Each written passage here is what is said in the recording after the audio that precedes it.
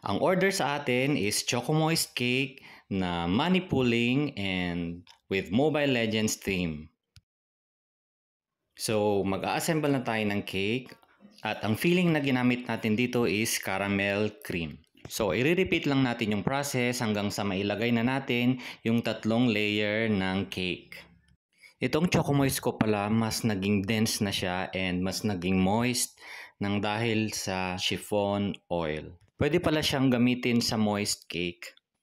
Noong una, hesitant pa akong gamitin sa aking Choco Moist cake kasi nga yung oil is chiffon oil, kaya sa chiffon ko lang din talaga ginagamit.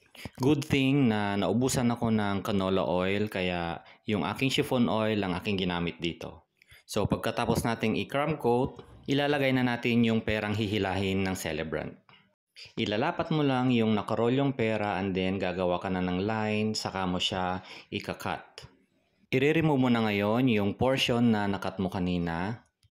Saka mo ngayon ilalagay yung perang nakarolyo.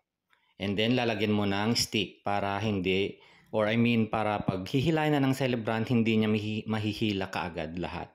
Yung stick ang magsisilbing suporta para mag-iikot lang yung perang nakarolyo. So ngayon naman, magpa-final coating na tayo ng color blue at saka green naman mamaya para sa grass. Bale, yung color blue at saka lang color green is kinuha ko na lang po doon sa Battlegrounds po doon sa Mobile Legends. Yung celebrant kasi, sobrang hilig daw niya kasing maglaro ng ML and isa din po akong player. Kaya familiar tayo sa color ng Battlegrounds. Shoutout na din natin ang nag-order ng cake na to na si Ate Mercy na nasa Hong Kong. Thank you ate sa palaging pag-order sa akin ng cake. So, i-continue lang natin i-coat yung ating cake. Saka po natin mamaya i-comb or gagamitan ng comb para po sa gilid po ng cake. At hindi pala natin na-film kung paano natin gamitin yung comb. Ngayon naman, tatanggalin lang natin yung excess na icing doon po sa taas ng cake.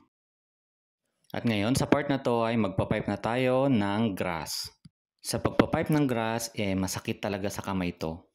Kasi kailangan ng stiff talaga yung icing kasi kung medyo runny yung icing, hindi talaga yan magmo-mold ng parang grass. And isa pa, kailangan mong pupunasan yung tip pag nakapag-pipe ka na ng mga 5 to 6 or 5 to 10 na piping ng grass. Kasi meron talagang time na hindi magiging grass yung pipe mo kasi doon po sa tip ay nag-iipon din kasi siya ng icing. So doon mo kailangan punasan yung tip para hindi siya maiipunan ng icing.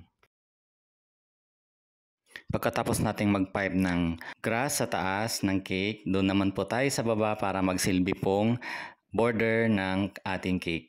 And one more thing pala, naglagay din po pala ako ng sticks and dowel po sa taas ng cake. At ito naman yung mga toppers na ating gagamitin para sa cake ni Mardy. And at this moment, ilalagay na natin yung toppers ng ating cake. Yung name pala tsaka age po ng ating celebrant is pinaprint ko po siya. Pina-customize ko pala itong name and age ng ating celebrant. Itong mga toppers naman is dinownload ko lang po sa Google and then pinaprint ko na lang po sa computer shop. And ako na lang din po ang nag-cut po ng ito. And ito na po ang final look po ng ating customized na cake na Mobile Legends. Thank you guys for watching. Please like and share.